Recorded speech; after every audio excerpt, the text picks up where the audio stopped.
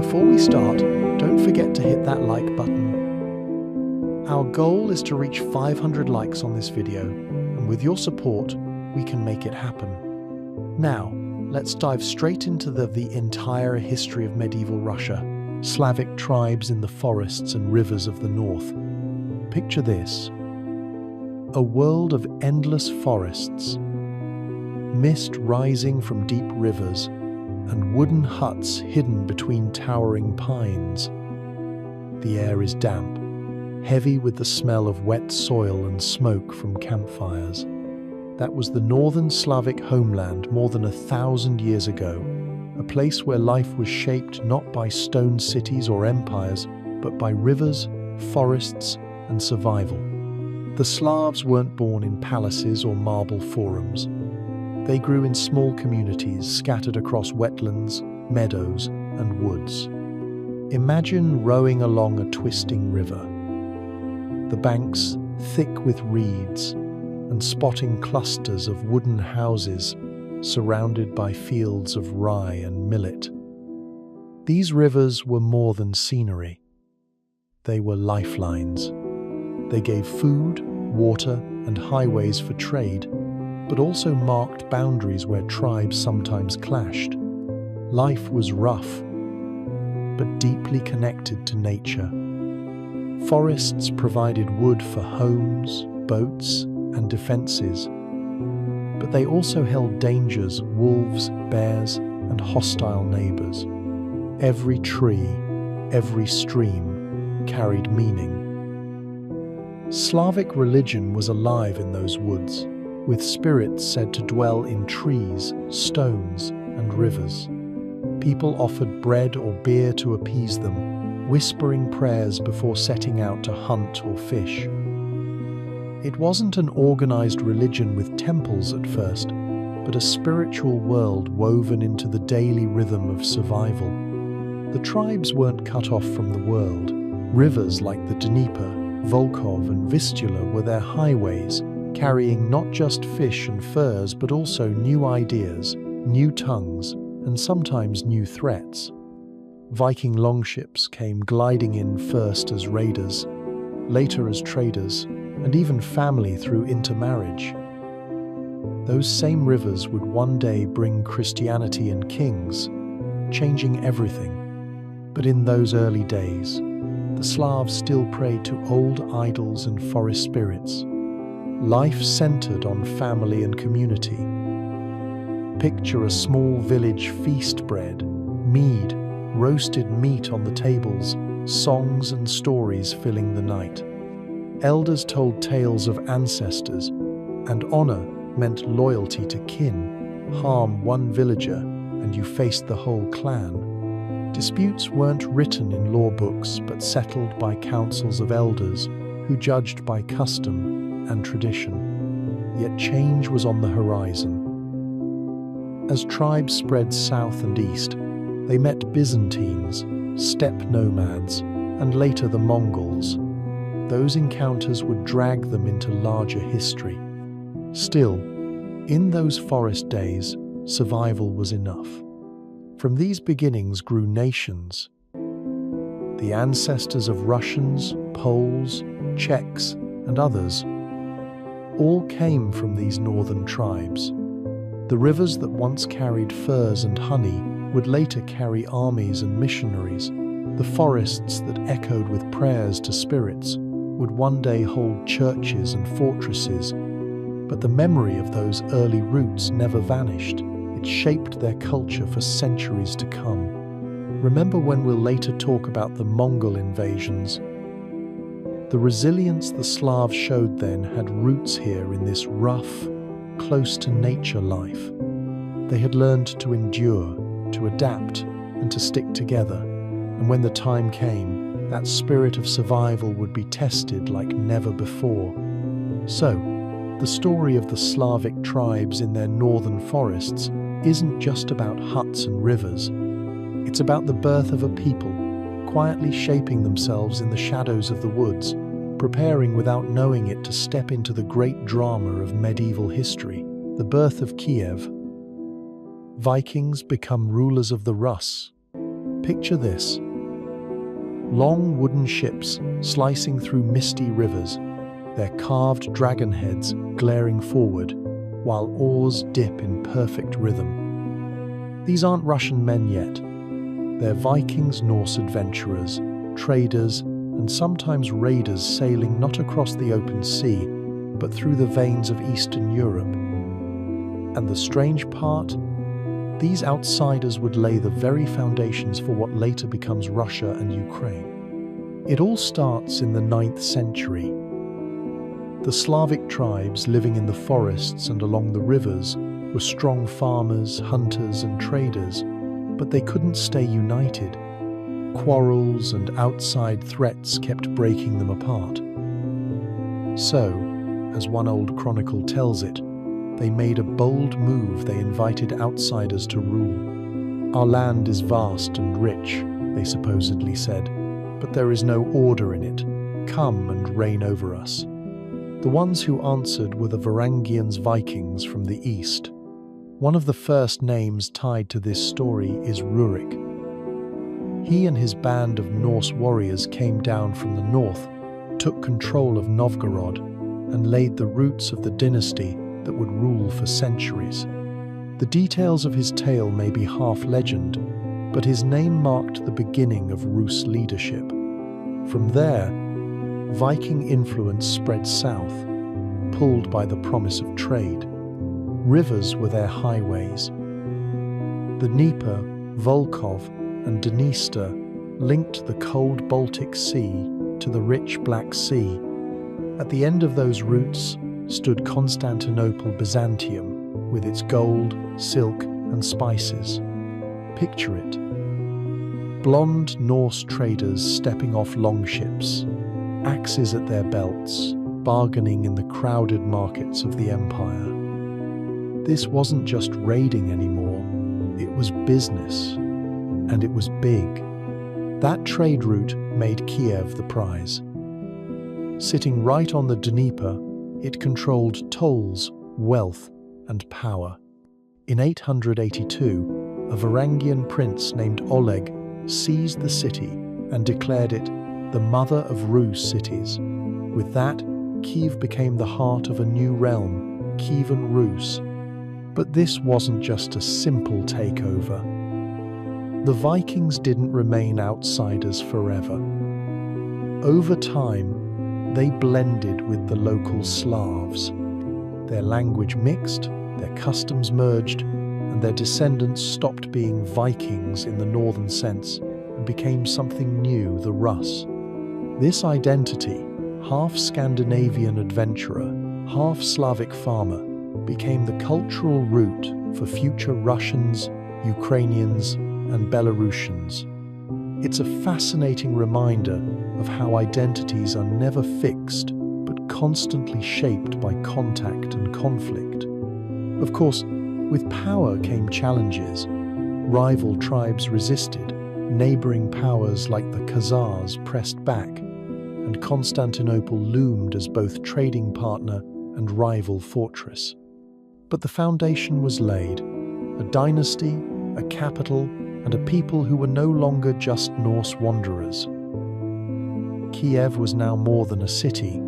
It was a statement that these river kingdoms were here to stay. And remember, this is only the beginning. Later, princes like Vladimir and Yaroslav would make Kiev shine even brighter, turning it into a center of religion, law, and culture. But none of that would have been possible without this first bold step, when Viking ships drifted down the rivers and their captains decided not just to trade, but to rule. Strange, isn't it? The birth of what we think of as medieval Russia began not with Slavic kings, but with Viking adventurers far from home, carving their destiny into a land that would one day dominate history. And trust me, the saga of what comes next only gets more dramatic. Conversion to Christianity, Vladimir's baptism, and a new identity. Picture this: a wild prince, known more for his pagan idols and countless wives than for holiness, suddenly walking into a river with his army and walking out as the man who would forever change the fate of his people. That's not just a dramatic scene. It's the real story of Prince Vladimir of Kiev. One moment, he was a ruler, chasing power with fire and steel. The next, he was the man who baptized an entire nation, giving medieval Russia a new spiritual identity that still echoes today. So how did such a transformation even happen? Let's rewind.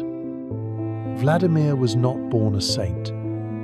He was the son of Sviatoslav, a tough warrior prince, and he inherited the throne of Kiev in the late 10th century.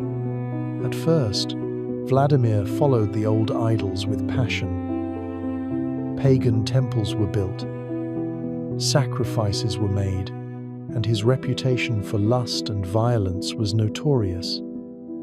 People whispered about his excesses. Yet, beneath that chaotic surface, there was a question gnawing at him. What would give his realm unity, strength, and lasting order? Pagan idols could not answer that.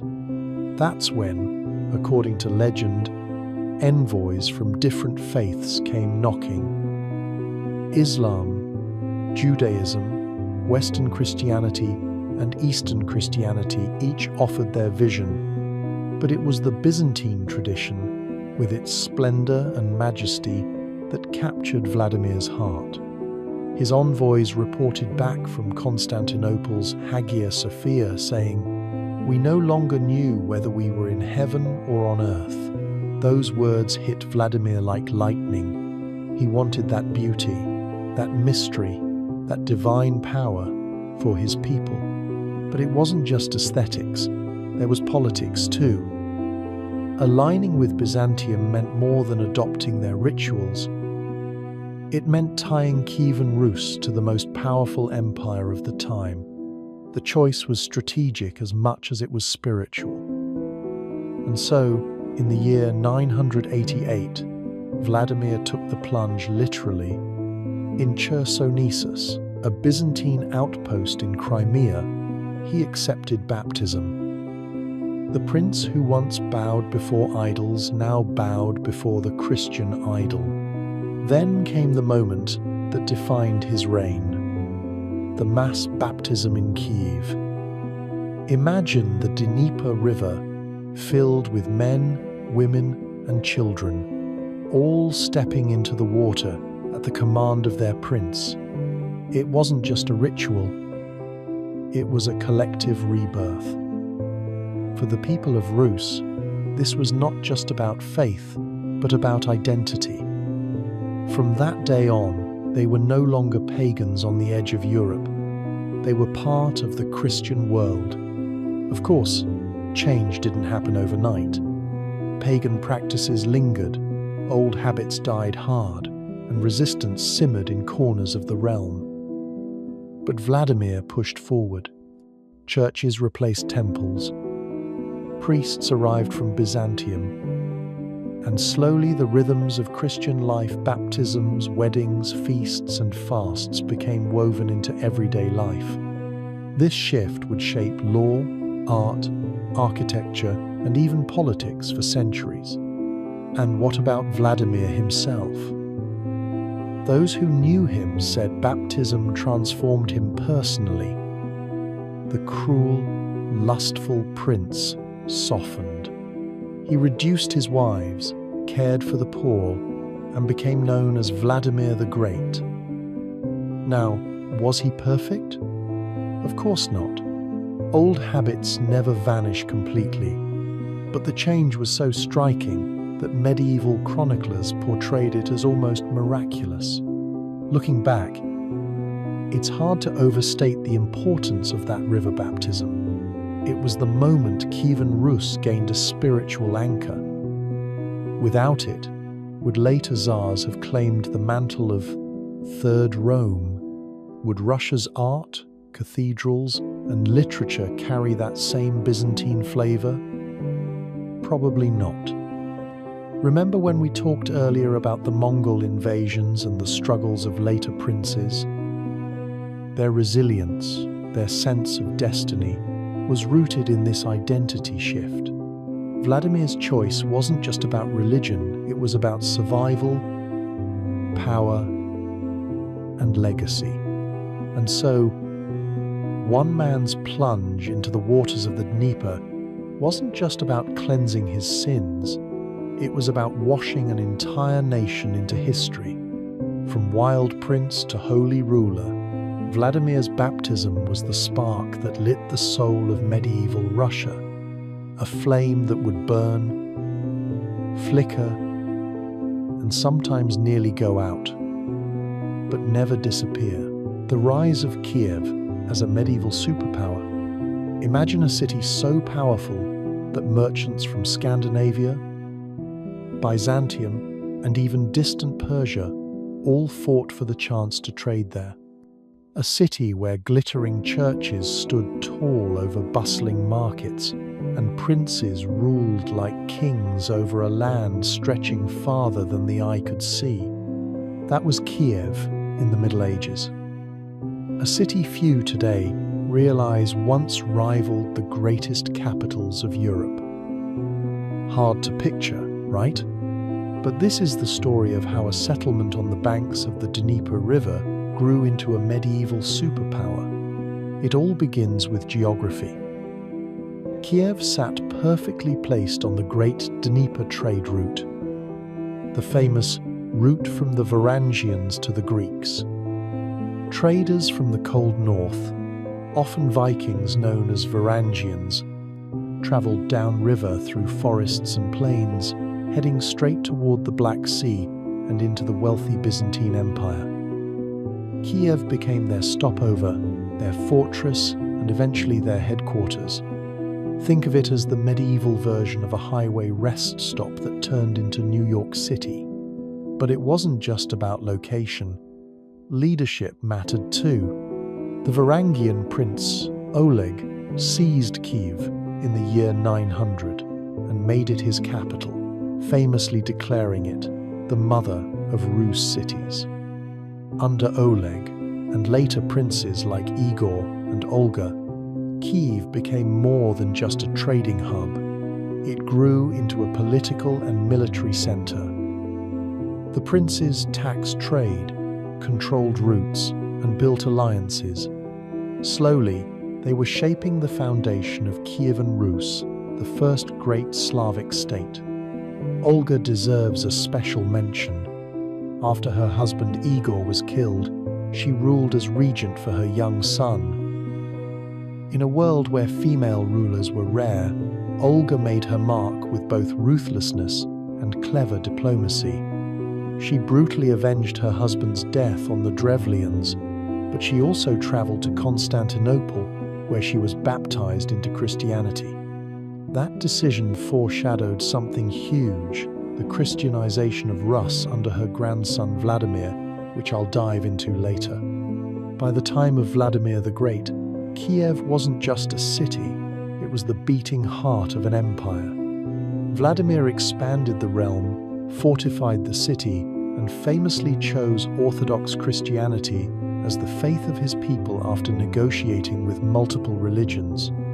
His choice bound Kiev to Byzantium culturally and spiritually, filling the city with stunning churches, most famously the Church of the Tithes. Imagine walking through its golden domes, hearing Greek chants, and seeing icons shimmering in the candlelight. It must have felt like heaven on earth. Then came Yaroslav the Wise, who pushed Kiev's power to its peak. Under him, the city boasted schools, libraries, and the magnificent St. Sophia Cathedral, modeled after Constantinople's Hagia Sophia. He even wrote down laws in the Russkaya Pravda, creating one of Eastern Europe's earliest legal codes. Yaroslav married off his daughters to kings of France, Hungary, and Norway, weaving Kiev into the very fabric of European politics. At this moment, Kiev wasn't a provincial outpost. It was a true medieval superpower. But as you might guess, no empire lasts forever. After Yaroslav's death, internal rivalries between his sons and grandsons started tearing the state apart. The unity that had once made Kiev strong began to crumble, setting the stage for future invasions and struggles. That decline, of course, leads us into the Mongol storm that would later sweep across Rus, but that's a story for another time. For now, picture Kiev at its height. A city of gold domes shining in the sun, merchants speaking in a dozen languages, warriors guarding the river routes, and princes plotting dynasties that stretched across Europe. It was a world where Kiev mattered as much as London, Paris, or Constantinople, the proud mother of Rus cities, standing tall at the crossroads of East and West. And that's how a riverside outpost grew into a medieval superpower, Yaroslav the Wise and the golden age of Kievan Rus. Imagine a ruler so clever that people still called him the Wise nearly 1,000 years later. Not because he won every battle, not because he built the largest army, but because he understood something rarer: how to shape a kingdom into a thriving center of culture, law, and faith. That was Yaroslav, the man who turned Kievan Rus into a beacon of power and learning during its brightest age. Now, Yaroslav wasn't supposed to be the star of this story. He was one of many sons of Vladimir the Great, yes, the same Vladimir who Christianized Rus. When Vladimir died in the year 1015, the throne didn't fall neatly into one set of hands. Instead, it sparked bitter family rivalries. Yaroslav, ruling from Novgorod at the time, clashed with his brothers, most infamously Svyatopolk, who earned the grim nickname the Accursed after ordering the murder of his siblings Boris and Gleb. That bloody struggle wasn't just about personal ambition, it was about who would hold together a vast land stretching from the Baltic to the Black Sea. Yaroslav eventually emerged victorious, and when he secured Kiev in the year 1019, he did more than claim power. He began reshaping it. Kiev wasn't just another medieval city. Under Yaroslav, it became the mother of Rus cities, glittering with new churches, libraries, and schools. He ordered the construction of the magnificent Saint Sophia Cathedral, inspired by the one in Constantinople, its golden domes, a symbol of both piety and prestige. Can you imagine how people must have felt, walking through doors carved with sacred images, stepping onto mosaic floors, their eyes drawn upward into a world of color and light? For a society only recently baptized into Christianity, it must have felt like stepping into heaven itself. But Yaroslav wasn't just a builder of churches, he was a builder of laws. He introduced the first written legal code of the Rus, the Russkaya Pravda, literally Russian justice. For a land that had long relied on tribal customs and princely judgment, this was revolutionary. It gave structure to disputes over property, inheritance, and even crimes. It wasn't perfect punishment, often depended on your wealth and status, but it brought order to a society that could easily have splintered. Think about that. While much of Europe was still patching together feudal systems, Yaroslav was laying down a code of law that his successors would reference for centuries. He was also a strategist in diplomacy. Instead of waging endless wars to secure alliances, he married his children into Europe's most powerful royal families. His daughters became queens of France, Norway, and Hungary, while his sons governed strategically important regions within Rus. This web of dynastic marriages stretched from Scandinavia to the Mediterranean, earning Kiev the nickname the City of Brides. If Vladimir had connected Rus spiritually to Byzantium, Yaroslav connected it politically to Europe. And yet, his reign wasn't just polished diplomacy and grand cathedrals. He still fought battles, especially against the Pechenegs, the nomadic steppe raiders who threatened Rus from the south. His final victory over them secured Kiev's stability for years to come. But what makes Yaroslav's story remarkable isn't the wars he fought. It's the balance he struck between sword and scripture, blood and book. Of course, no golden age lasts forever. After Yaroslav's death in the year 1054, his carefully crafted balance began to unravel. His sons quarreled, just as he had with his own brothers. The unity he tried to secure fractured into rival principalities, opening the door for future threats, including the Mongol invasion centuries later. Remember when we'll talk about that devastation? You'll see how different it feels compared to this high point of pride and stability. Still, for a moment in time, Kievan Rus, under Yaroslav, stood as one of Europe's great powers, literate, law-bound, and connected to both East and West. His legacy wasn't just stone walls or royal marriages, but the idea that wisdom could be a ruler's greatest weapon. And in that, Yaroslav truly lived up to his name. Family feuds. Princes divide the realm into fragments. Imagine a family dinner that ends not with hugs but with swords being drawn. That was medieval Rus.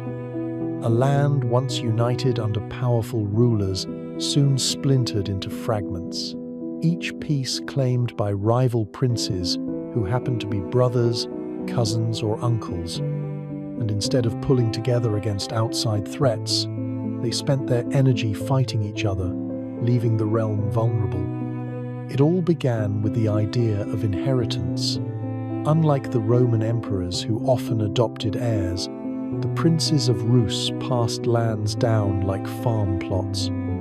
A father's territory was divided among his sons, each expected to rule his own portion. At first, this sounded fair, but in practice, it was chaos. Imagine splitting a cake among siblings, only for each slice to keep shrinking with every generation. Soon, dozens of little principalities dotted the map, each led by a prince eager to prove himself. Take Kiev, once the shining center of Rus. As new heirs claimed lands, Kiev's authority weakened. The city still carried prestige, but its power was constantly challenged by ambitious princes from Novgorod, Suzdal, and other rising centers. One year, a prince might rule in Kiev, only to be overthrown by a relative the next. The throne became less a crown of stability and more a prize in an endless game of musical chairs. These quarrels weren't just family squabbles, they spilled into bloody wars. Brothers marched armies against brothers, burning villages, destroying crops, and leaving ordinary people caught in the crossfire. A peasant who pledged loyalty to one prince might find himself punished when another seized control. Families who only wanted to survive the seasons were forced to endure the fallout of princely pride. And yet, even in this mess, something unexpected happened. While constant feuding tore apart the unity of Rus, it also gave birth to strong regional identities. Novgorod grew into a powerful republic with its Vesh, or People's Assembly, shaping politics. Vladimir Suzdal became a cultural and political hub in the northeast. These regions began to develop their own distinct flavors, laying the groundwork for future nations. So, while fragmentation was a disaster in one sense, it was also an engine of diversity. Still, the costs were heavy. When foreign raiders appeared, Polovtsian nomads from the steppe. For example, the princes were often too busy fighting one another to unite. There were attempts, grand meetings where leaders swore oaths of brotherhood and promised cooperation. But as soon as the meeting ended, jealousy or ambition would spark another war. The cycle never stopped. This fracturing of Rus has echoes in later history. Remember when we'll get to the Mongol invasions? The ease with which the Mongols swept through wasn't just because they were fierce warriors. It was also because the princes of Rus couldn't stand together. Their family feuds had hollowed out the strength of the realm, leaving it divided and weak. Still, not all was gloom. In quieter times, princely courts became centers of culture. Chronicles were written, churches were built, and art flourished. The rivalry between regions sometimes sparked competition in beauty and piety as much as in war. But the question always loomed: what would happen when a truly powerful enemy arrived? Could these divided fragments hold their ground, or would the old family quarrels doom them all? In the end, the story of Rus during this era is a warning. A family united can build a realm. A family divided can tear it apart. And the forests and rivers that once nurtured the Slavic tribes now echoed with the clash of kin fighting kin, a tragic reminder that blood ties aren't always enough to keep a land whole. The coming of the steppe. Pechenegs, cumans, and endless raids. Imagine living in a city like Kiev 1,000 years ago. The markets are full of merchants, the churches are rising higher, and the river trade is booming. Life feels settled, almost secure. But then, on the horizon, comes a dust cloud. Horses, hundreds of them, and with them, the terrifying sound of steppe warriors riding fast and hard. For the people of Kievan Rus, this became a constant nightmare, the endless raids of the nomads from the steppe. The open grasslands stretching from the Black Sea deep into Central Asia were home to tribes who lived and fought on horseback. These were people shaped by the steppe itself wide. Open lands where speed and mobility were everything. The first to truly challenge the Rus were the Pechenegs. By the 10th century, these fierce horsemen began pushing westward, clashing with Byzantium and smashing into the borders of Rus. They were masters of hit-and-run warfare, appearing out of nowhere, burning villages, and vanishing before the slower armies of the Rus could react. For decades, the Pechenegs were a constant threat. Even grand princes like Vladimir the Great had to deal with them. In fact, Vladimir fought them multiple times, trying to keep trade routes open and protect his cities. But no matter how often the Rus beat them back, the Pechenegs always returned. They were like the tide, retreating for a moment only to surge back stronger. And it wasn't just raids sometimes. They laid full sieges. In the early 11th century, the Pechenegs surrounded Kiev itself, threatening to wipe it off the map. Imagine the terror inside those wooden walls, the fear that the city, the heart of Rus, could fall to men who seemed unstoppable on horseback. Eventually, the Pechenegs faded. They clashed with rivals, suffered defeats, and by the late 11th century, they were broken as a power. But peace did not come. As soon as one wave of steppe warriors ebbed, another crashed down. The cumans, also called the Polovtsians, in the Rus chronicles took their place. If the Pechenegs were feared, the cumans were dreaded even more. Swift, skilled archers, they could rain down arrows while galloping at full speed, their warriors moving like shadows across the grasslands. The cumans didn't just raid. They became part of the political game. Sometimes, they allied with Rus princes, offering their warriors for a price or for shared enemies. Other times, they were the enemies, burning towns, and taking captives by the thousands. In fact, many Rus chronicles are filled with laments about raids, about children carried off into slavery, about crops destroyed, about the sense that no frontier was safe. For ordinary people, the word steppe meant fear. Yet, there's a twist here. The Cumans weren't just destroyers. They also became entangled in the lives of the Rus through marriages and trade. Princes sometimes married Cuman princesses to secure alliances. Goods and horses moved across borders. In a strange way, enemies could also be partners. Still, the threat never vanished. A quiet season could suddenly erupt into flames with one swift raid. This cycle, attack, alliance, betrayal, attack again defined the relationship between the Rus and the steppe peoples for centuries.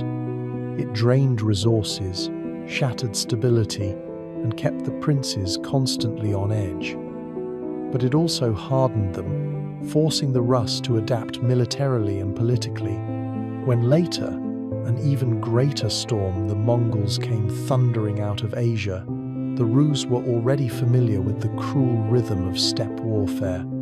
So, when you think of Kievan Rus at its height, don't picture only golden domes and bustling markets. Picture watchmen scanning the horizon for dust clouds, mothers clutching their children when the alarm bells rang, and princes endlessly riding out to defend their fragile borders. The steppe never let them rest. The Pechenegs, the Cumans, they were a reminder that in this world, danger could appear at any moment, fast as the wind and merciless as fire. Because in the end, the story of Rus was never just about building cities and faith. It was about surviving the endless raids of the steppe, where the next attack always felt just over the horizon. The Mongol invasion. Cities burn in fire and ash. Imagine the sound first, the thunder of hooves rolling across endless steppe, a dark cloud of dust rising on the horizon, and with it, a terror unlike anything the people of Rus had ever seen. The Mongols came like a storm, swift and merciless, and when they left, entire cities were nothing but charred ruins, their people scattered or enslaved. This was not just a raid or a war. It was an apocalypse that reshaped the destiny of medieval Russia. It began in the early 13th century, when Scots brought word of strange horsemen moving west. At first, the princes of Rus dismissed it. Their world was already filled with rivalries and battles. Another raiding party didn't seem unusual. But then came the year 1240, when the Mongols descended with full force under Batu Khan, grandson of the great Genghis Khan. United under one banner, they were an unstoppable machine. The princes of Rus tried to resist, but their constant infighting left them weak. Remember when we talked about how divided they were after Vladimir's conversion? Those divisions never healed, and now they paid the price. The Mongols picked off their armies one by one. At the Battle of the Kalka River years earlier, the Rus had already tasted defeat, but they had not truly understood the scale of the threat. Now they did. City after city fell. Ryazan was the first to burn, its walls shattered and its people slaughtered. Then came Moscow, still a small town at the time, and then Vladimir, one of the great centers of Rus. Chronicles tell us of churches filled with people being set ablaze, of screams echoing through the night as fire devoured wood and stone alike. No city, no matter how proud or fortified, could stand against the Mongol onslaught. Kiev, the jewel of Rus, fell in 1240. Its golden domes toppled, its streets turned to rubble. The city that had once shone with the light of Christianity now smoldered in ash. But the Mongols were not just destroyers, they were conquerors with a system. Once a city was crushed, the survivors were forced to pay tribute, and so began what came to be called the Mongol yoke. Every prince had to bow to the Khan, delivering taxes and pledges of loyalty. Those who resisted were made examples of their lands ravaged, their people enslaved. Yet those who submitted were allowed to rule as vassals, their thrones held only at the Khan's mercy.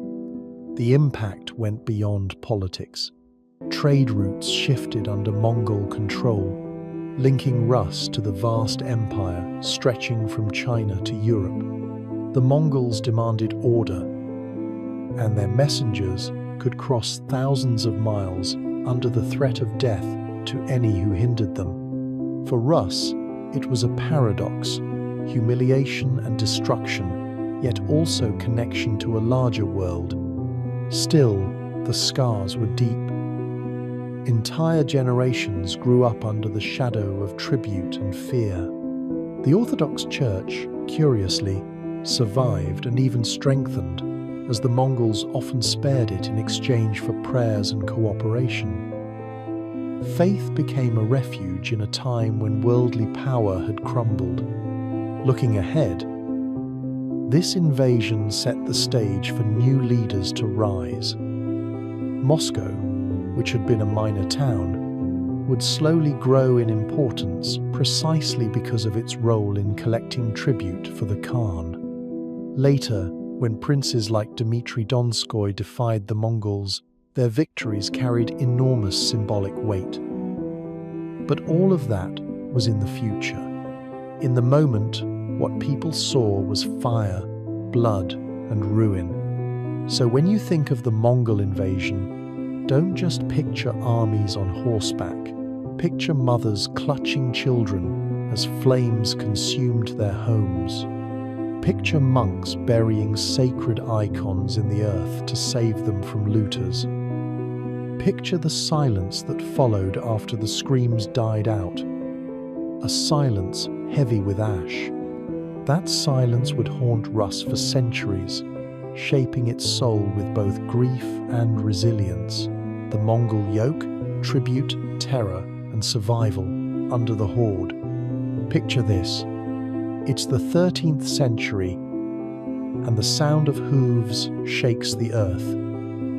Clouds of dust rise over the steppe as warriors with composite bows and iron discipline thunder toward the cities of Rus. For Kiev, Novgorod, and countless others, it wasn't just an invasion, it was the arrival of a storm unlike anything they had ever seen. The Mongols, led by the descendants of Genghis Khan, would leave behind fire, ashes, and something that would haunt Rus for more than 2 centuries, the Mongol yoke. The Mongol armies struck with terrifying speed. In 1237, they descended on Ryazan, burning it to the ground. One by one, the great cities fell. Kiev, the proud mother of Rus cities, was reduced to rubble in 1240. Chronicles tell of streets filled with corpses, churches looted, and survivors dragged into slavery. Imagine watching your world collapse overnight, knowing the strongest walls could not stop the horde. That was the reality of Mongol conquest.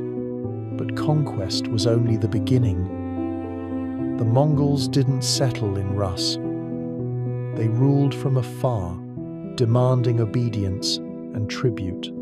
Princes who wanted to govern had to ride to the horde's capital at Sarai on the lower Volga, bow low, and receive a patent called a yarlik, granting them authority.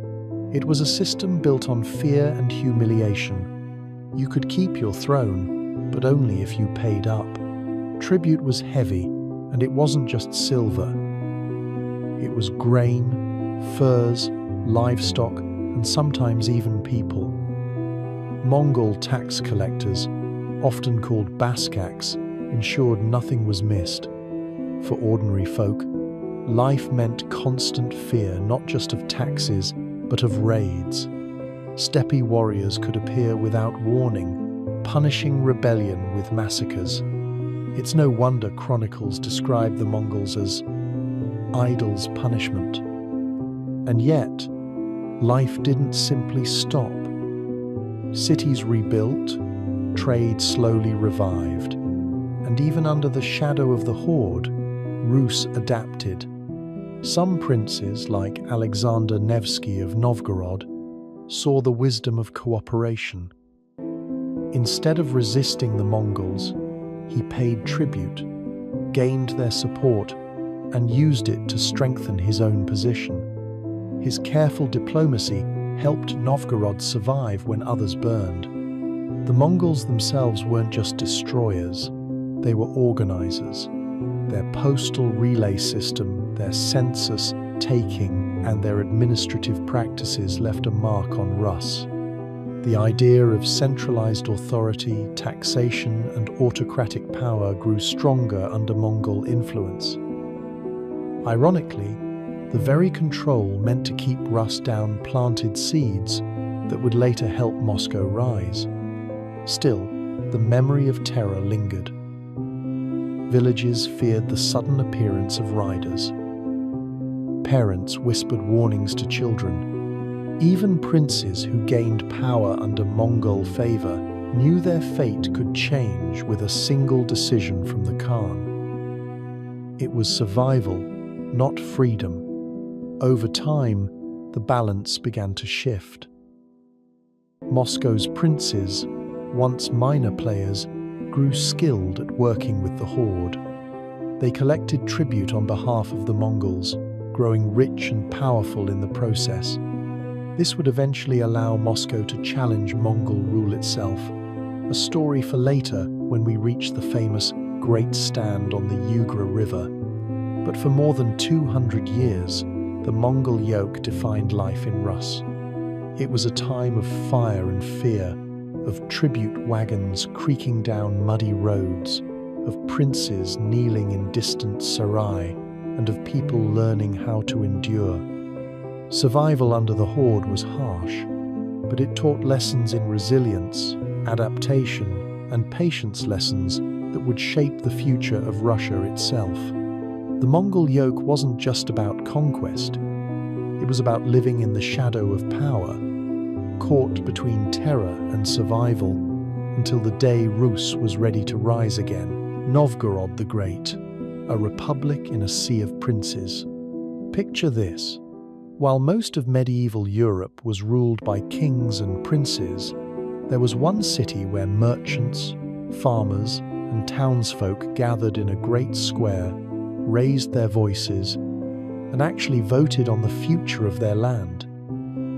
That city was Novgorod, a place so unusual in its time that it stood as a republic surrounded by monarchies. In a world of crowns and dynasties, Novgorod charted its own path. Novgorod's story begins long before it declared independence from princely power. It was already a vital trade hub, sitting on the crossroads between the Baltic and the Byzantine world. Furs, wax, honey, and even slaves flowed down the rivers southward, while silks, wine, and silver coins traveled northward. The Dnieper and the Volga connected Novgorod to nearly every corner of the known world.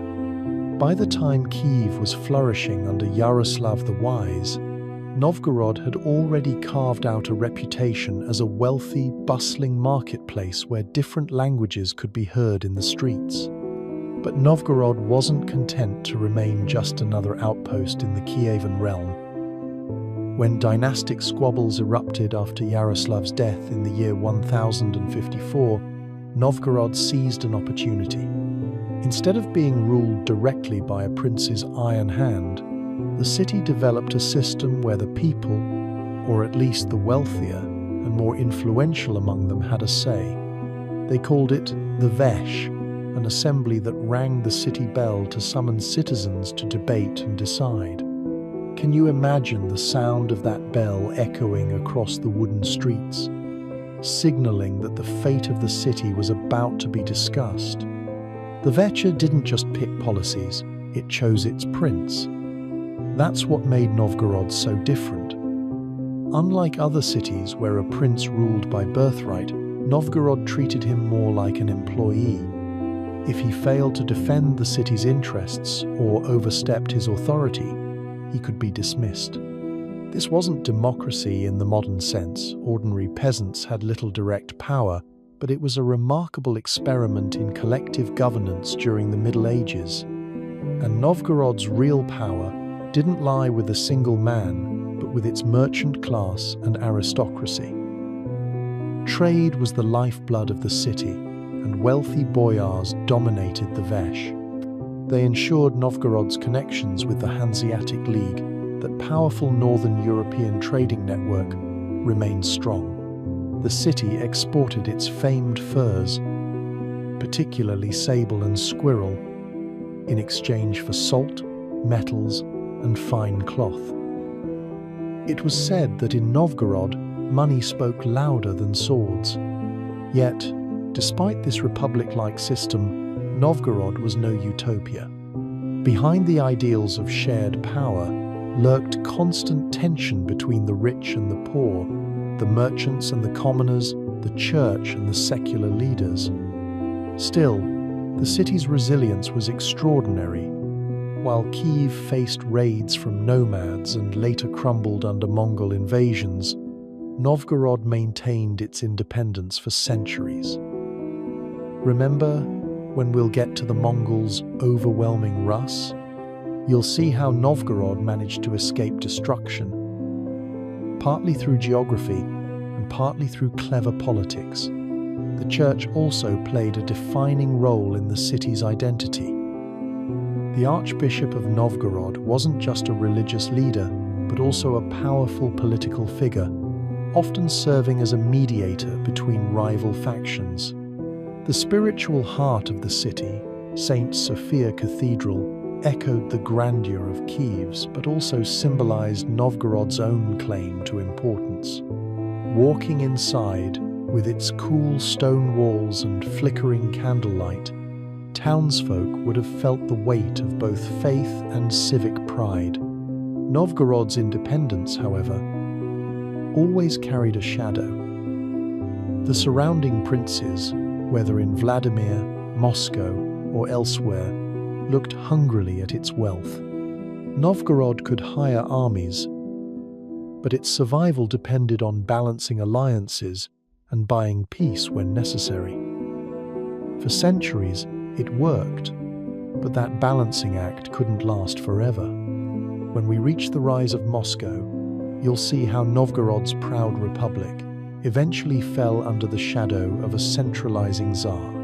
But in its prime, Novgorod was nothing short of astonishing. A city where trade mattered more than bloodlines, where assemblies could ring a bell and decide their future, where connections stretched across Europe. In a sea of princes, Novgorod proved that another way of ruling was possible, and for hundreds of years it thrived. Alexander Nevsky, defender of the faith and northern frontiers. Picture a frozen river, the ice groaning under the weight of armored men. Across it, a clash erupts, steel against steel, shields splintering, war cries echoing in the cold air. At the center of this storm stands Alexander Nevsky, a young prince whose name would echo for centuries, not just as a warrior, but as a defender of faith and people in one of Rus's darkest times. Alexander was born in the early 13th century, an age when Rus was under relentless pressure. To the east, the Mongols loomed, their armies having crushed city after city. To the west, crusading knights from the Teutonic Order and Sweden pressed into northern lands, hungry for conquest and determined to spread Catholic Christianity. For Rus, survival itself hung by a thread. Into this chaos stepped Alexander, Prince of Novgorod, a city both wealthy and fiercely independent. From the start, Alexander proved himself more than just another noble. When Swedish forces attempted to land near the Neva River in 1240, Alexander rallied his men, striking swiftly and driving the invaders back. This victory earned him his famous title Nevsky of the Neva. He was only in his early 20s, yet he had already shown the strength and cunning that would make him a legend. But his greatest test came a few years later against the Teutonic Knights. These warriors, clad in heavy armor and driven by crusading zeal, pushed deep into Novgorod's lands. Their plan wasn't just conquest, they aimed to bring the Orthodox Slavs under Catholic control. For Alexander, this was more than politics. It was a battle for faith, culture, and independence. The decisive moment came in 1242 at the Battle on the Ice. On Lake Peipus, Alexander lured the heavily armored knights onto frozen waters. As the fight raged, the ice began to crack beneath their weight, turning their strength into weakness. Alexander's lighter, more mobile forces cut them down, scattering an enemy that had seemed unstoppable. The image of knights sinking into icy depths burned itself into memory, a symbol of Rus's resilience against overwhelming odds. What made Alexander remarkable wasn't only his victories on the battlefield, it was his ability to balance threats. He recognized that outright resistance against the Mongols, with their sheer military power, would only bring ruin. Instead, he submitted to their overlordship when necessary, paying tribute but preserving Novgorod's autonomy. Some saw this as compromise, even betrayal, but Alexander understood the difference between a battle that could be won and a war that would destroy everything. By bending in one direction, he could stand firm in another. Through this strategy, he saved his people from destruction while protecting the Orthodox faith from Western crusaders. In a time when many princes let pride or rivalry drag them into reckless wars, Alexander showed a rare gift for choosing his battles wisely. His leadership preserved a core of Rus culture, faith, and identity at a moment when it could have been erased. Later generations looked back at Alexander as more than a prince. He became a saint in the Russian Orthodox Church, celebrated not just for his military genius, but for his devotion and protection of the faith. His story echoed through chronicles, songs, and eventually even films, turning him into a timeless figure of courage and wisdom. When we later reach the Mongol domination of Rus, remember Alexander's choices. His victories in the north were not just about land, but about ensuring that the Orthodox Slavic world would survive long enough to face the greater storms ahead. In his icy battles, both on rivers and frozen lakes, Alexander Nevsky carved out a legacy that defended not just borders, but the very soul of his people. The fall of Kiev and the rise of Moscow's ambition. Kiev once stood as the shining heart of Rus, its golden domes glinting in the sun, its markets buzzing with traders from every corner of the known world. But imagine walking those same streets in the mid-13th century, the grandeur fading, the stalls half empty, whispers of fear running through the crowd. Something was unraveling. The proud capital that had been called the mother of Rus cities was slipping into decline, and from its ashes, new powers were already stirring. The cracks in Kiev's strength began long before the final collapse. After the death of Yaroslav the Wise in the year 1054, the unity of Kievan Rus splintered. His sons and grandsons fought bitterly over succession, and instead of one powerful state, Rus became a patchwork of rival principalities. Kiev was still prestigious, but its princes found themselves constantly challenged by ambitious rulers in Novgorod, Vladimir, and other cities. Civil war became almost a tradition, weakening the land from within. Then came the hammer blow, the Mongols, sweeping out of the east like a storm, They crushed city after city. In 1240, Kiev itself faced their fury. Chronicles describe the city in flames, its people slaughtered or carried away into captivity. The once mighty capital was reduced to smoldering ruins, a shadow of its former glory. It never truly recovered. Kyiv remained important as a religious center, but politically and economically, its dominance was over. The age of Kyiv had ended. But decline in one place often means opportunity in another. To the northeast, smaller towns and principalities began to rise. Among them was Moscow, a place hardly noticed at first. In the early days, it was just a modest settlement on the Moskva River, surrounded by forests and far from the steppe.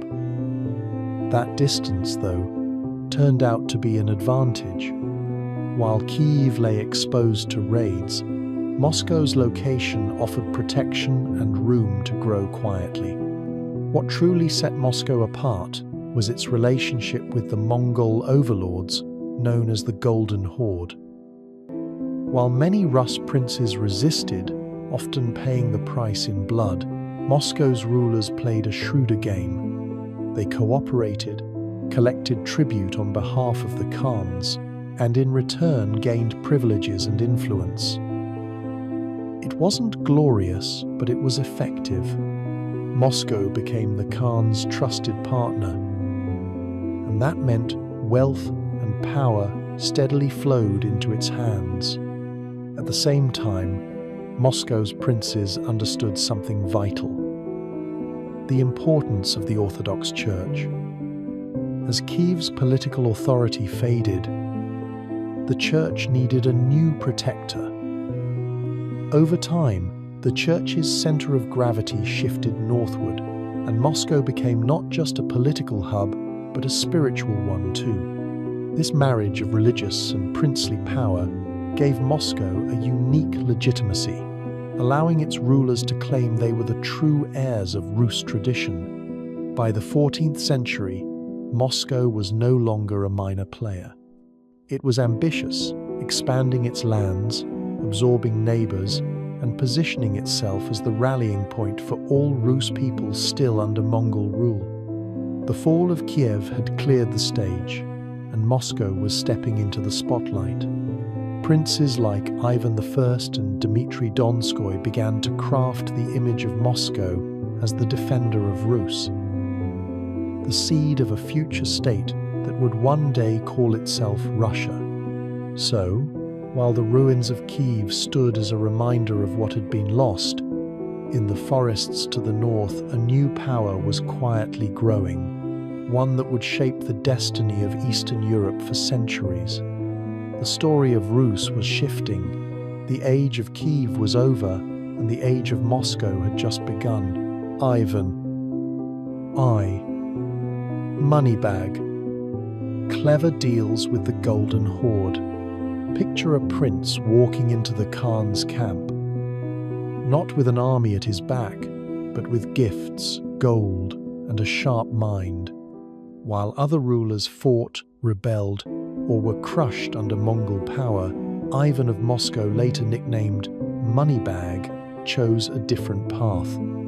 He didn't win battles with swords.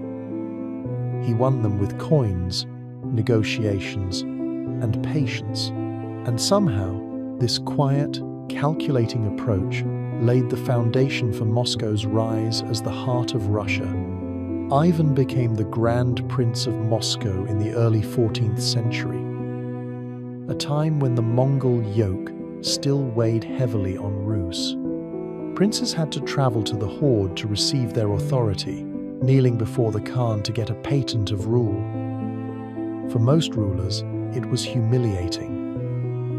But Ivan saw opportunity where others saw only shame. If he could become the Khan's most trusted tax collector, he could gather wealth and influence that no rival could match. And that's exactly what he did. Ivan secured the title of Grand Prince of Vladimir. which gave him the right to collect tribute from all the surrounding Rus lands on behalf of the horde. Imagine it.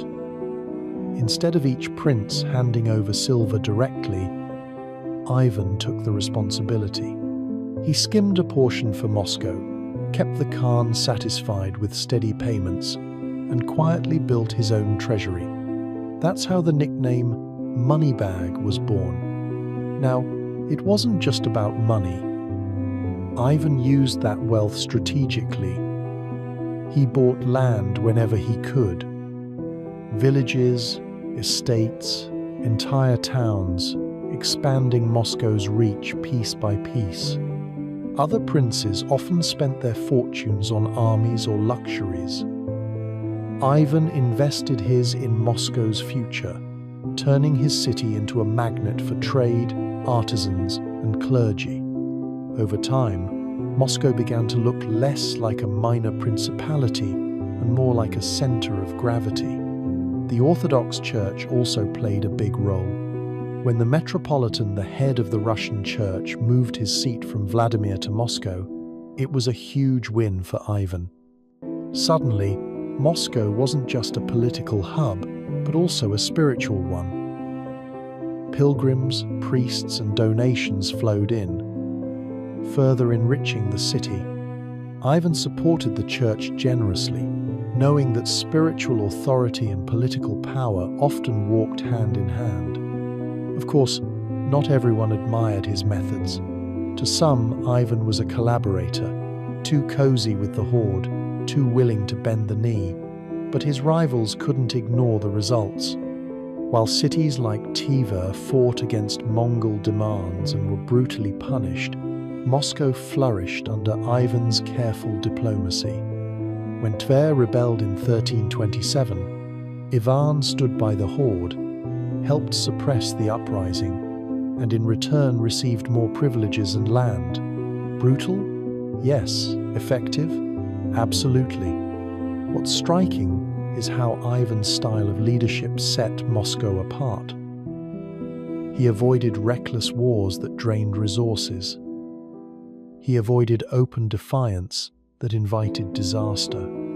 Instead, he played the long game, understanding that survival under Mongol rule meant bending without breaking. His patience, combined with relentless accumulation of wealth and land, created the base from which later rulers like Dmitry Donskoy and Ivan the Great could finally challenge the horde directly.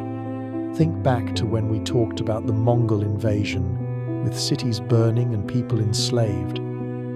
By the time of Ivan, Rus was still under that shadow, but the smoke was starting to clear. Through clever deals, Moscow became the city that would one day rally the rest of Rus to throw off the Mongol yoke. That outcome was still far in the future, but the seeds were planted in Ivan's quiet calculations. So when you hear Moneybag, don't imagine greed alone. Picture a man who turned tribute into leverage, who built alliances with coin instead of blood, and who transformed a small principality into the stepping stone for a new Russian identity. Ivan may not have swung a sword on the battlefield, but his clever bargains with the Golden Horde proved that sometimes the sharpest weapon of all is a full purse and the wisdom to use it.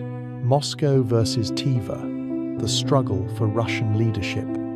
Imagine two brothers locked in a never-ending rivalry, both vying to be the head of the family. That's what Moscow and Tver were in the 14th century, two ambitious principalities fighting for the same prize. Leadership over the fractured lands of Rus. The Mongol yoke still loomed large, but under its shadow, a new question emerged. Who would be the one to unite the Rus under their banner? Tver started strong. Founded earlier than Moscow, it rose to prominence in the late 13th century. By the early 1400s, Tver's princes were wealthy, bold, and favored by many boyars, the noble elite. They held the title of Grand Prince of Vladimir more than once. a title that carried immense prestige. For a time, it seemed Tver might be the one to lead Rus into a new era. But Moscow had advantages Tver could not match. Geography was one of them. Nestled along the upper Volga River, Moscow was surrounded by forests that served as natural defenses. It wasn't on the front lines of steppe raids like southern cities, and its location made it a secure base for growth. Moscow also benefited from luck and shrewd leadership. The turning point came with the rise of Ivan I of Moscow, known as Kalita, or moneybags. In the early 1400s, Ivan won the favor of the Mongol Khans. Instead of resisting the horde, he cooperated. The Khan granted him the right to collect tribute from other Rus princes, a privilege that turned Moscow into the tax collector of the Mongols. This was more than money, it was power.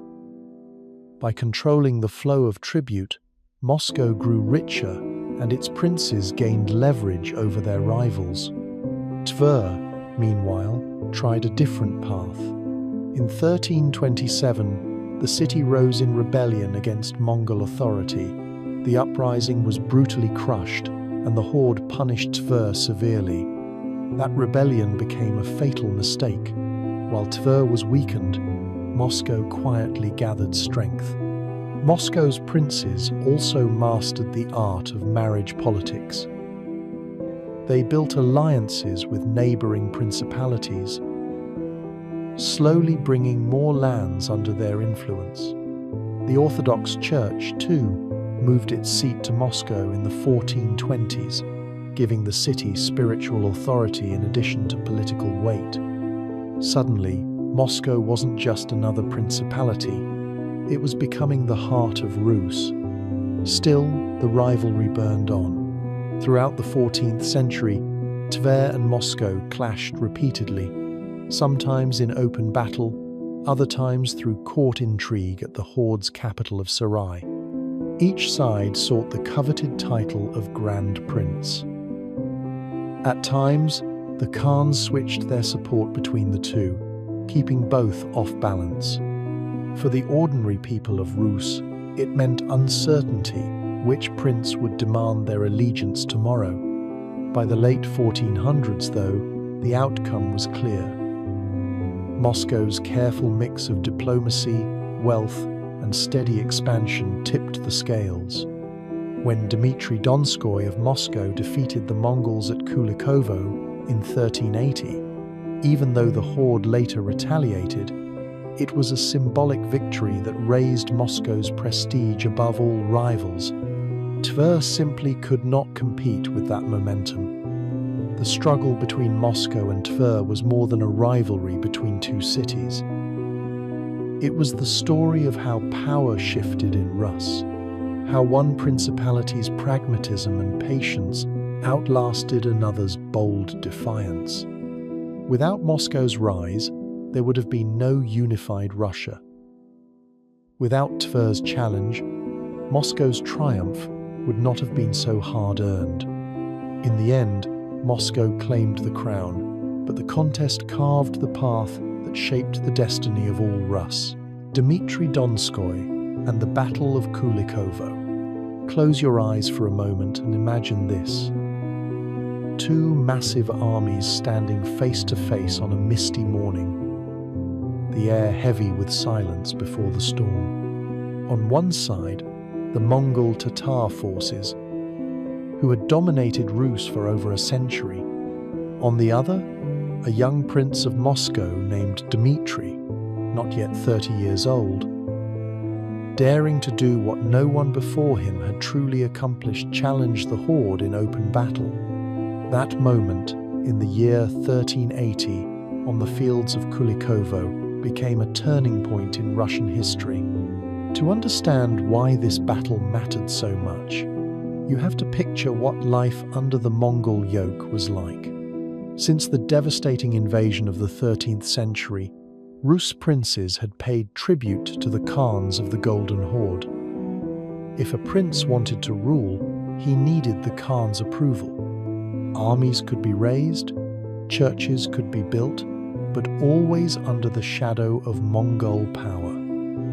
Most rulers accepted this arrangement, sometimes grudgingly, sometimes willingly, to keep their lands safe.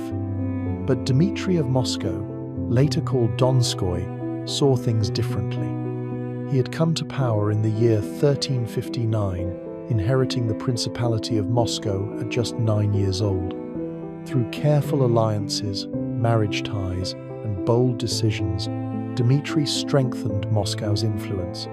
By the time he was grown, he had managed to build unity among rival Rus princes, who usually spent more time fighting each other than resisting outsiders. That alone was a remarkable achievement. Remember how divided the Rus had been after the age of Yaroslav the Wise? Dmitry was trying to stitch those fragments back together. The Golden Horde at this time wasn't the unstoppable force it had once been.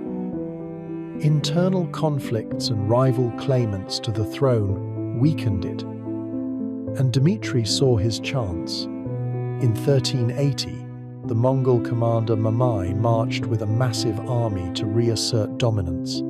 Dmitry gathered forces from across Rus, forming an army far larger than Moscow alone could have mustered. Men came from distant principalities, driven by a rare sense of unity and the hope of shaking off foreign control. On September 8th, 1380, the two armies met at Kulikovo Field, near the Don River. That's why Dmitry earned the name Donskoy, meaning of the Don. The battle began with a dramatic clash of champions.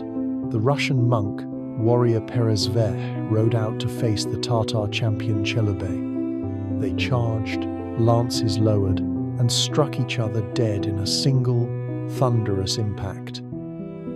Imagine how both armies must have gasped, seeing neither man rise, a chilling omen of the blood to come. Then the full armies collided.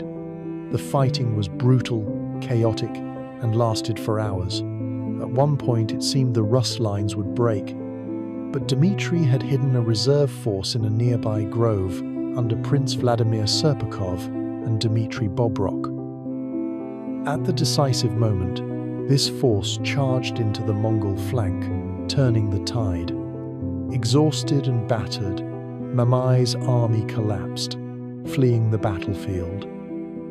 For the first time in living memory, a Rus army had defeated the Mongols in open combat. The victory was stunning, but it didn't end Mongol rule overnight. Within 2 years, the horde retaliated, and Rus princes were forced to submit again. Yet Kulikovo was different. It planted a seed, the idea that Mongol domination wasn't eternal, that unity could break the yoke. Dmitry became a symbol of resistance, a hero whose courage inspired future generations. When we later talk about Ivan the Great finally throwing off Mongol control, remember Kulikovo, because that triumph would have been unthinkable without Dmitry's daring stand. Still, Dmitry paid a price. His lands were ravaged in revenge, and Moscow itself was burned. But legends grew around him, calling him not just a prince, but a defender of the faith, a protector of the Rus people.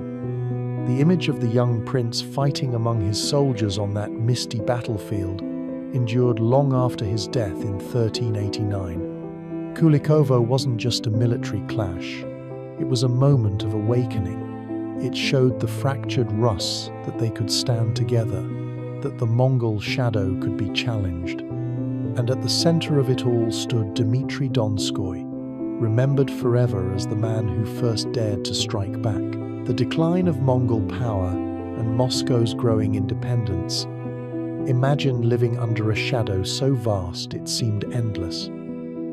For more than 200 years, the princes of Rus bowed to Mongol Khans, sending gold, furs, and even soldiers as tribute. The yoke felt permanent, like chains that could never be broken. but shadows don't last forever. By the 14th and 15th centuries, the great Mongol grip began to loosen, and a new power quietly rose in the forests and rivers Moscow. At first, it seemed unlikely. Moscow was just one of many small towns, hardly the wealthiest or strongest. Kiev had the glory of the past, Novgorod the riches of trade, and Tver the ambition of rival princes. Yet Moscow had something special.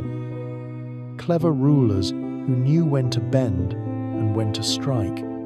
They mastered the art of patience, paying tribute faithfully while carefully expanding their influence. The Mongol Empire itself was weakening. Remember how vast it was? From China to Hungary, it stretched across continents. But empires that wide eventually tear at the seams. Different Khanates began quarreling, each with its own ambitions.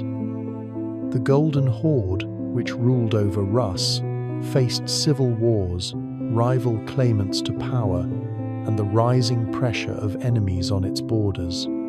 The once terrifying cavalry of the steppe no longer rode with the same unity or fearsome strength. Moscow's princes seized their chance. Ivan Kalita, known as Moneybag, became the Mongols' loyal collector of tribute, a role that gave Moscow wealth and leverage. With that silver, Moscow built stone walls, churches, and alliances.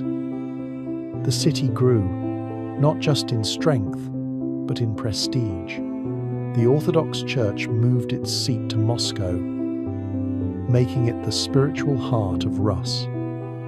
Faith and politics intertwined, and suddenly this small town stood at the center of both.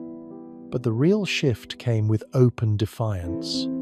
In the late 14th century, Dmitry Donskoy led the Muscovite army against the Mongols at the Battle of Kulikovo in 1380. Though technically still under Mongol rule afterward, the battle became a symbol of hope. It showed that the Mongols could be beaten, that their aura of invincibility was cracking. The victory echoed through generations, inspiring courage even when tribute still had to be paid. Over the next decades, Moscow's influence spread like ripples in water. Other towns and princes, weary of Mongol dominance and constant rivalries, began rallying around Moscow. The princes of Moscow positioned themselves as defenders of the Rusland, protectors of the Orthodox faith, and the ones who could finally bring unity. By the time Ivan III came to power in the late 15th century, Moscow was ready to take the final step. In 1480, he stood against the Mongols at the Ugra River. No great battle was fought. Both sides glared across the river until the Mongols simply withdrew. It was an anticlimactic end to centuries of domination, yet it marked the true breaking of the yoke. Rus was no longer a vassal, and Moscow stood as its leader. This turning point reshaped everything. The fall of Mongol power didn't just free the land, it gave Moscow the chance to redefine what Rus could be. The city that had once seemed insignificant was now the heart of a new power, a place from which future Tsars would claim to inherit not only Rus, but even the legacy of Rome itself. So, from patient tribute payers to bold challengers, the story of Moscow's rise is inseparable from the decline of Mongol might. One empire's fading shadow became another's dawn, and the quiet forests around Moscow would soon echo with the footsteps of an emerging empire. Ivan III, the Great, breaking free from the horde. Picture a tense standoff on the banks of the Ugra River in the year 1480. On one side, the forces of Moscow led by Grand Prince Ivan III. On the other, the army of the Golden Horde. the Mongol overlords who had dominated Rus lands for over 2 centuries. Both armies glare at each other across the water, neither willing to make the first move. And then, nothing. No battle, no clash of swords. Instead, the Mongols retreat, and with that quiet step backward, centuries of domination come to an end. This is the moment Ivan earned his title, the Great. To understand how Ivan reached this point, we need to go back. Since the mid-13th century, the Mongols had ruled Rus through the Golden Horde. Princes were forced to kneel, to beg for confirmation of their titles, and to send heavy tribute. For generations, it was the price of survival. The Khans in their distant steppe capitals did not govern the daily life of the Rus directly, but their presence loomed over everything. A prince who defied the horde risked having his city burned to ashes. This system created a strange balance. Local rulers maintained their thrones, but always at the pleasure of foreign conquerors. It was a humiliation remembered for generations. Yet as time passed, the horde itself grew weaker. The once fearsome Mongol war machine fractured. Civil wars broke out among rival claimants to the throne of the Khan. New nomadic powers rose on the steppe, and the Golden Horde's grip on the western frontiers loosened. Even neighbors like the Grand Duchy of Lithuania and the rising Kingdom of Poland pressed into formerly horde-controlled territories. By the late 14th century, the horde was not the unstoppable force it had once been under Genghis Khan's descendants. For the princes of Rus, this decline opened a door. The yoke that had seemed permanent now showed cracks. Ivan III of Moscow, who came to power in 1462, saw his chance. He wasn't a warrior in the wild Viking sense of old Rus princes, charging headlong into battle. He was something different, patient, calculating, and politically ruthless. He understood that the Mongols had once beaten Rus because the land was divided. If he could unite it, Moscow could stand on equal footing with anyone. Ivan worked tirelessly to expand his domain, and he did so through every method available.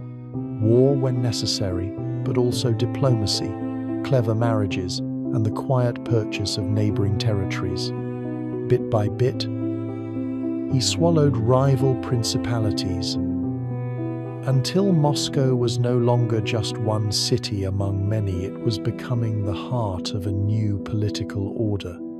One of Ivan's most brilliant moves was his marriage to Sophia Paleologina, the niece of the last Byzantine emperor, Constantine XI. When Constantinople fell to the Ottomans in 1453, the Byzantine Empire, heir to Rome itself, was gone. But through Sophia, Ivan claimed its legacy. He styled Moscow as the Third Rome, the rightful successor to the glory of the Caesars and the Christian Empire of the East. This was more than symbolic. By marrying Sophia, Ivan connected Moscow to the wider Christian world and placed himself on equal footing with European monarchs. He began to adopt imperial rituals, court culture, and even architectural styles borrowed from Byzantium. The Mongols might still demand tribute, but Ivan was sending a clear message. Moscow was not a vassal city. It was the center of a new empire. Ivan's ambitions soon became visible on the map. He annexed Novgorod in 1478 after a brutal campaign. Novgorod had long been a proud republic, with traditions of merchant councils and relative independence. Ivan crushed these freedoms, executed many of the city's leaders, and resettled its population to prevent further resistance. By doing so, he brought Novgorod's vast northern lands forests, and trade routes under Moscow's control. It was a decisive step in turning Moscow from a regional principality into the dominant power of Rus. The message was unmistakable.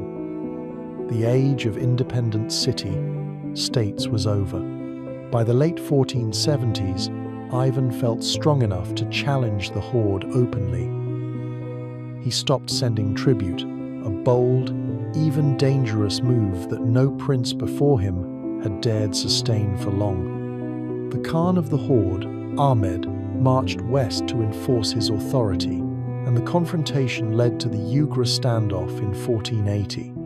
Chronicles describe the eerie tension of those days. Two armies camped on opposite banks, watching, waiting, sometimes firing arrows, but never crossing the river. It was as if both sides sensed that history itself balanced on a knife's edge. In the end, Ahmed withdrew. Whether it was fear of battle, trouble back in his own lands, or simply the recognition that the old order had slipped away, his retreat became the symbolic end of Mongol domination. To the people of Rus, it was as though the centuries-long Tatar yoke had been cast off in silence. This triumph wasn't just about foreign control. Ivan used his victory to tighten his grip at home. He worked to centralize power in Moscow, reducing the independence of the boyars, the old noble families who had once been nearly as powerful as princes themselves. Their authority was absorbed into the state, their lands tied more directly to service under the Grand Prince. Ivan's policies laid the foundations for autocracy, the idea that all authority flowed from the ruler. This was a dramatic change from the fractured politics of earlier centuries, and Ivan thought big, both in symbols and in stone. He rebuilt the Kremlin in white stone and brick, hiring Italian Renaissance architects to create the towers, cathedrals, and walls that still dominate Moscow today. Within its walls, the Cathedral of the Dormition became the spiritual heart of the state, where princes would be crowned and rulers buried. He adopted the double-headed eagle as his emblem, a symbol once used by Byzantium, now reimagined to link Moscow's destiny with both East and West. These were not the gestures of a provincial prince. They were the deliberate choices of a man who saw Moscow as the capital of an empire in the making. Ivan's reign was not without struggles. His wars with Lithuania and Livonia were long and costly, and his harsh suppression of Novgorod earned him fear as well as respect. Family conflicts troubled his later years, including bitter disputes over the succession. But even these difficulties did not overshadow the scale of what he accomplished. When Ivan died in 1505, Moscow was no longer a modest principality bowing to Mongol Khans. It had become the nucleus of a powerful, centralized state, poised to expand further in the centuries ahead. So when we think of Ivan the Great, it isn't just the silent victory on the Ugra River that matters. It's the transformation he set in motion, the unification of Rus lands, the creation of a centralized authority, the claiming of imperial traditions, and the building of a capital meant to endure. The Mongols had cast their shadow for generations, shaping the destiny of Rus. But under Ivan, Moscow stepped into the light, laying the foundation for the Russia that would one day stretch across continents. His reign closed one chapter of subjugation and opened another, the rise of a state with ambitions as vast as its lands, the fall of Constantinople and Moscow as the Third Rome. Imagine the shock across Christendom in the year 1453. The mighty walls of Constantinople, which had stood for more than 1,000 years, finally crumbled under the cannons of the Ottoman Turks. The city that had once been the shining jewel of the Byzantine Empire, the Second Rome, was gone. For the people of Rus, This wasn't just distant news, it was an earthquake that shook their entire sense of identity. If Constantinople, the center of their spiritual world, had fallen, what did that mean for them? From the time of Vladimir's baptism centuries earlier, when he brought Christianity to Kiev and Rus, the princes of Rus and later Moscow had looked to Byzantium as their guiding star. The Orthodox faith, the liturgy sung in their churches, the shimmering icons, even the domes that crowned their cathedrals, all had been inherited from Byzantium. Constantinople was more than a city. It was the mother church, the symbol of Christian civilization, the place where heaven seemed to touch earth. Pilgrims, priests, and envoys from Rus traveled there, returned with treasures, and carried back stories of its vast Hagia Sophia, its imperial court, its wealth and glory. To them, Byzantium was the model of what a Christian empire could be, and now it was in the hands of the Ottomans. In the vacuum left behind, Moscow began to see itself differently. For a long time, Rus had been politically fragmented, scarred by Mongol domination and rivalries between principalities. But spiritually, it had always looked south to Constantinople. With that anchor gone, the mantle of responsibility seemed to drift northward. Its rulers, especially Ivan III, started to claim that they were the heirs to Byzantium's legacy.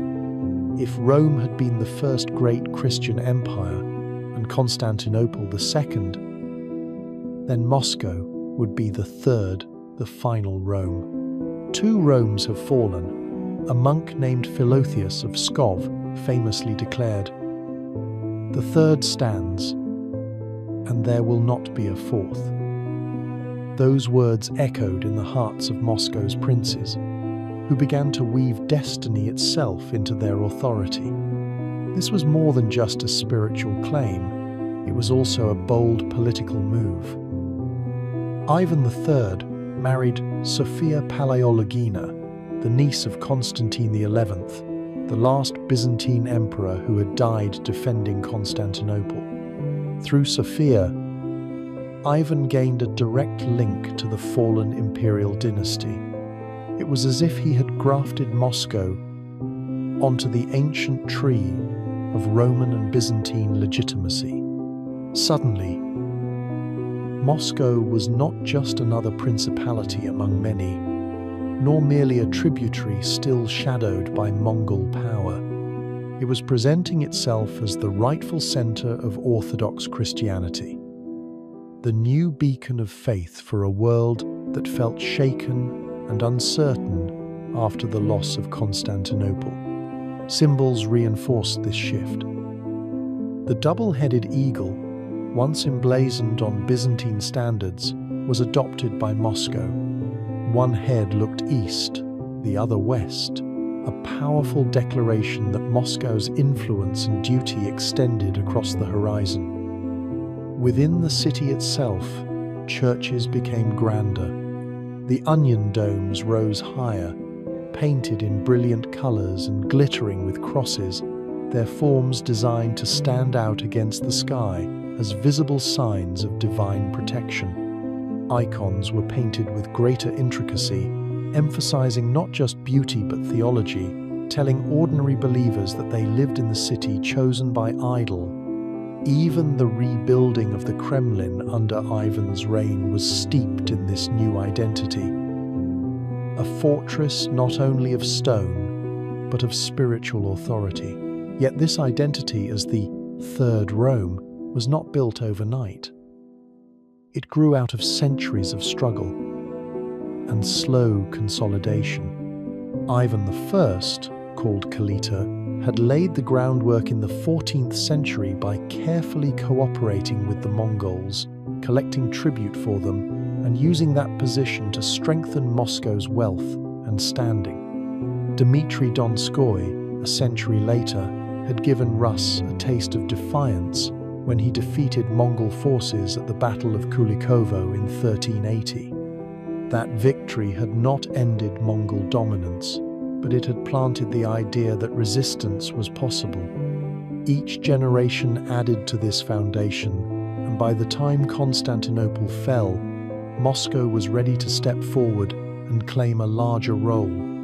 The loss of the Byzantine capital was not the end of a story for Rus, it was the catalyst for a new beginning. For the common people, the idea of Moscow as the Third Rome gave meaning to their hardships. Generations had endured the humiliation of the Mongol yoke, seen their towns burned, and lived through endless wars between rival princes. Now they were told that their sacrifices were part of a divine plan. They were not merely surviving, they were citizens of the city chosen to carry forward the torch of true faith. This sense of destiny seeped into Russian culture, shaping its chronicles, its prayers, and its songs. It also became a powerful tool for rulers who could now claim that obedience to Moscow was not just political loyalty, but spiritual duty. Of course, this vision carried heavy consequences. To believe that Moscow was the Third Rome was to believe it had a mission, a sacred responsibility to protect orthodoxy and expand its reach. This meant wars against neighbors who threatened Orthodox believers, campaigns to bring other lands into Moscow's fold, and a justification for autocracy at home. Later rulers, especially the Tsars, would lean on this idea to defend their authority, portraying themselves not only as kings, but as idols chosen guardians of the true faith. The fall of Constantinople had shifted the balance of the Christian world, and Moscow eagerly stepped into the role of savior and successor. So, when you picture that moment in 1453, don't just imagine the Ottoman banners flying over Constantinople's battered walls. See the ripples spreading outward across Europe, reaching the forests and rivers of Rus. Imagine the shock, the grief, but also the sudden realization in a distant city on the Moscow River that they, perhaps alone, could carry forward the light of orthodoxy. Out of Byzantium's ashes rose a new identity, one that would define Russian history for centuries. Moscow, the Third Rome, the city chosen by idol, the city that would never fall, at least so its rulers believed, Ivan the Terrible, the first Tsar and his ruthless reign. Picture a child crowned with power before he could even understand it. At just 3 years old, Ivan IV became Grand Prince of Moscow after his father's death in 1533. His childhood was not one of warmth or guidance, but of fear and neglect. Powerful boyar families, hungry for influence, ruled in his name, often abusing and humiliating the young prince. Imagine growing up in a palace where the very people meant to protect you instead treated you like a pawn. Ivan witnessed violence, betrayals, and cruelty at an age when most children should have been sheltered. That early bitterness and mistrust sank deep into him and would shape his entire life and reign. When he finally seized full control, Ivan wasted no time in transforming his rule. In 1547, at just 16, he declared himself Tsar of all Rus. This was more than a title change. Tsar came from Caesar, linking Moscow to the legacies of Rome and Byzantium. By adopting it, Ivan was making a bold statement. He wasn't just another prince among many. He was an emperor, chosen by idol to rule a unified and sacred empire. That shift laid the foundation for Russia's autocracy, projecting an image of absolute power that would become the hallmark of Russian monarchy. At first, Ivan's reign showed great promise. He moved with remarkable energy, reforming the army and creating a permanent force called the Streltsy, armed with firearms at a time when most armies still relied heavily on bows and melee weapons. He introduced a new legal code in 1550, which helped standardize justice across his growing state. He also created the Zemski Soba, an assembly that brought together nobles, clergy, and townsmen, giving the impression of wider consultation while ultimately strengthening his authority. These reforms made Moscow's government more centralized and more effective, allowing Ivan to project power farther than any of his predecessors. Ivan also pushed Russia outward, driven by both ambition and faith. His armies marched eastward, defeating the Tatar Khanate of Kazan in 1552 and Astrakhan in 1556. These victories were celebrated as holy wars, triumphs of orthodoxy over Islam, and they dramatically expanded Russian territory. With the Volga River now under Moscow's control, Russia secured access to rich lands, trade routes, and new populations. Church bells rang, hymns were sung, and Ivan was hailed as a hero. For a time, it seemed he might be remembered alongside the greatest rulers of Europe, a builder of empire and defender of faith. But power mixed with paranoia is a dangerous thing. Ivan's reign took a darker turn after personal tragedies struck. In 1560, his beloved wife, Anastasia Romanovna, suddenly died. Ivan was convinced she had been poisoned by the boyars, his lifelong rivals. Whether true or not, the loss shattered him. His grief hardened into rage, and from that moment his suspicion deepened into obsession. He saw plots everywhere, treachery in every noble family, and enemies even in his closest circle. Out of this paranoia came the creation of the Oprichnina in 1565. Ivan carved the country into two parts, the regular state and the Oprichnina, a domain under his personal rule. The Oprichniki, his fearsome enforcers, dressed in black and rode black horses. They carried grotesque symbols, dogs' heads to sniff out betrayal, and brooms to sweep it away. But their real mission was terror.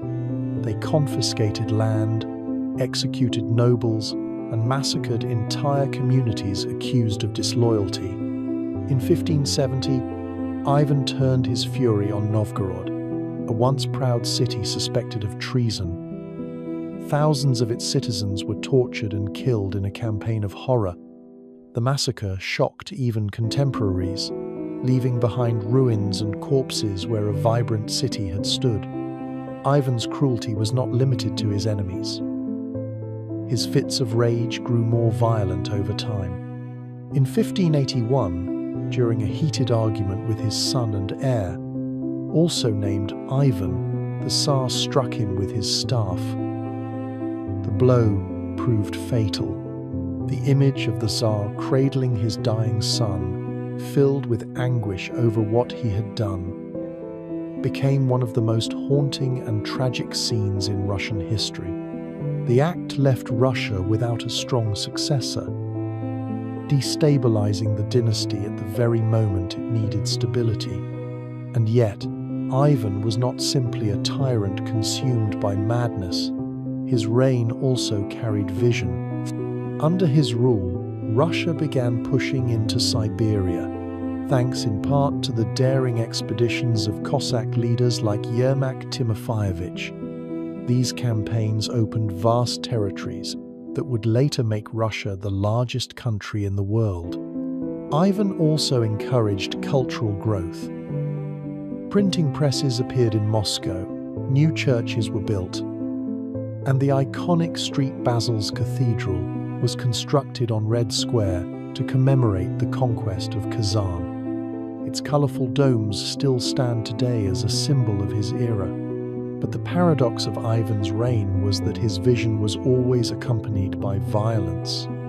He centralized power in ways that strengthened the state but also hollowed out society. The boyars were broken, Towns were devastated, and the population lived in fear. His wars with Poland, Lithuania, and Sweden dragged on, draining resources and leaving Russia exhausted. By the time Ivan died in 1584, he left behind a country that was larger and more centralized, but also scarred, weakened, and leaderless. His death plunged Russia into the time of troubles, a period of famine, foreign invasion, and civil war that nearly destroyed the state he had built. To understand Russia's later rulers, from Peter the Great to Stalin, you have to understand Ivan. He was the first Tsar, the man who shaped the image of Russian autocracy with equal parts triumph and terror. His victories expanded Russia's horizons, his reforms modernized its institutions, but his cruelty scarred its people and destabilized its dynasty. Ivan the Terrible carved the Russian crown out of blood and iron, and in doing so, he set the stage for centuries of rule by fear and absolute power, from medieval principality to emerging Russian empire. A land broken into many small parts, each ruled by different princes, always pulling against each other.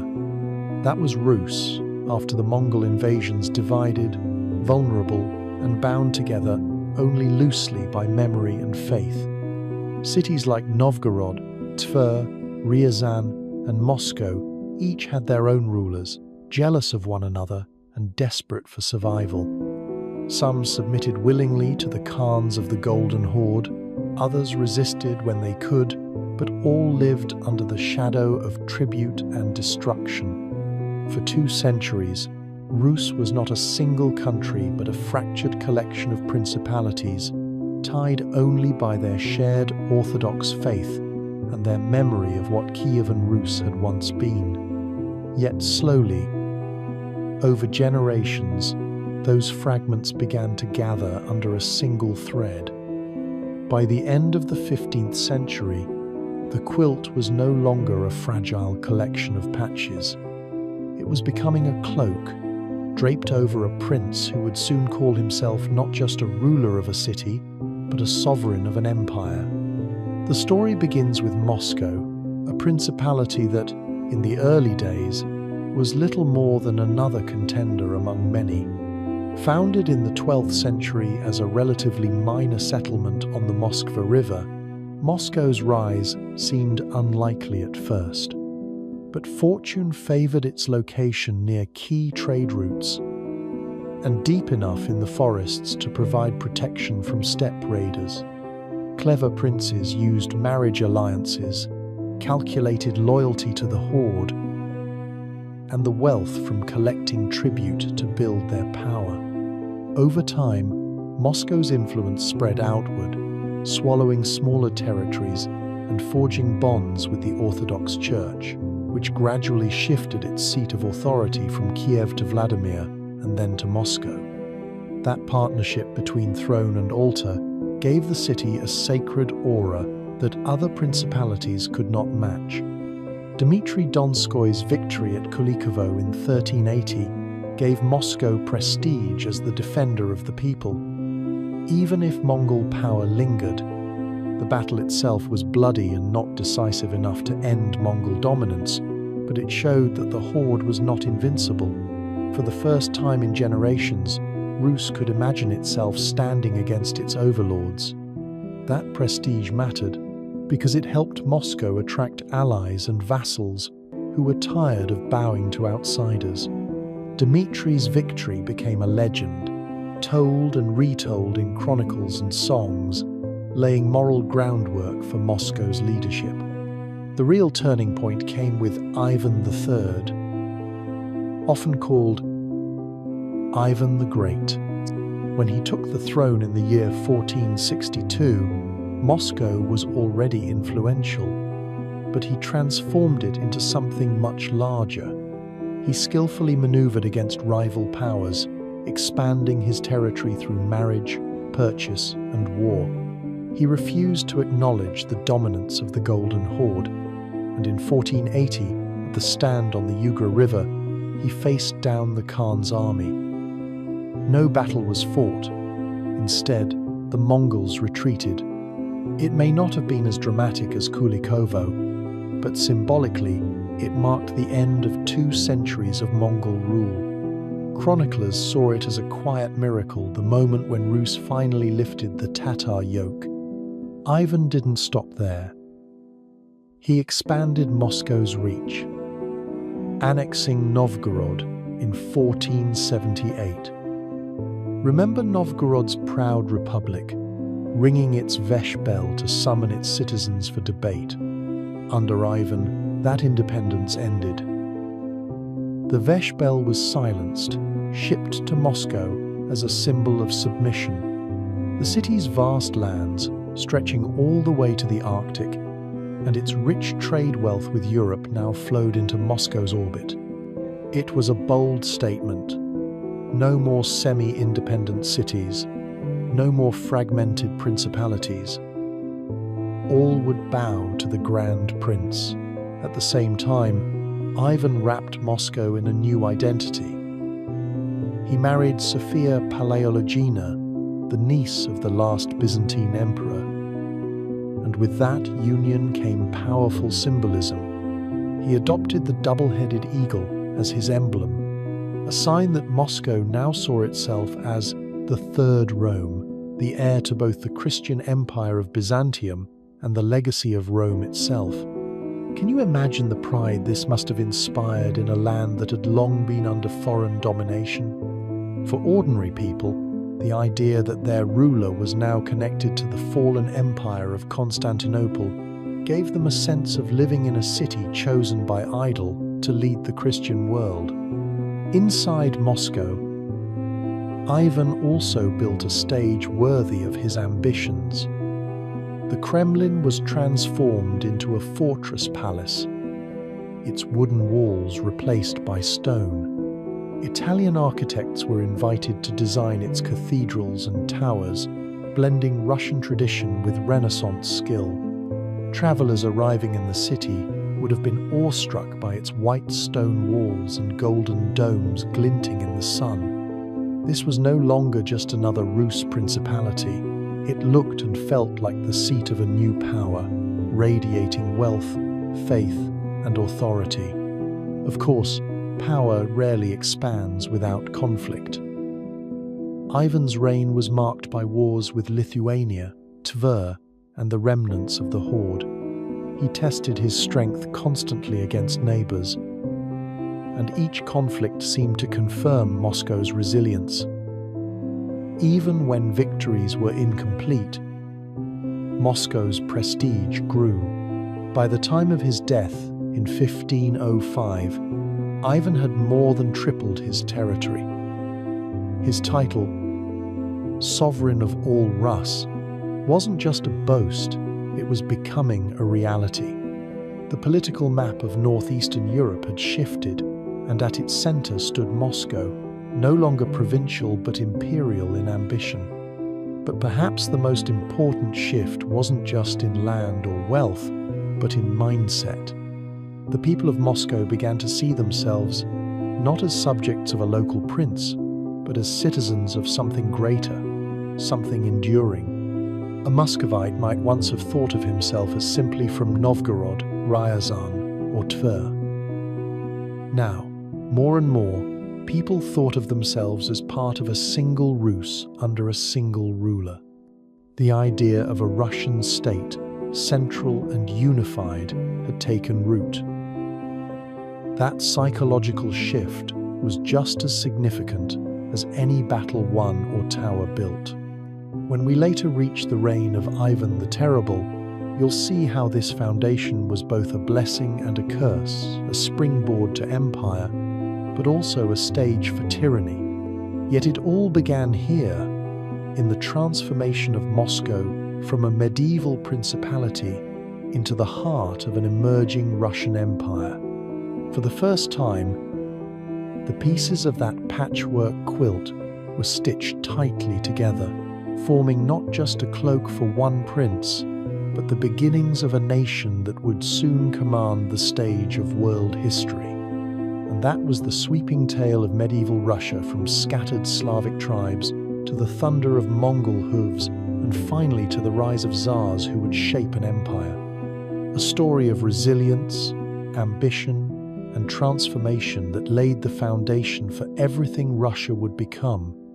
If you enjoyed this journey through history, don't forget to like the video, drop a comment with your favorite part, and subscribe so you don't miss the next chapter in the epic story of civilizations.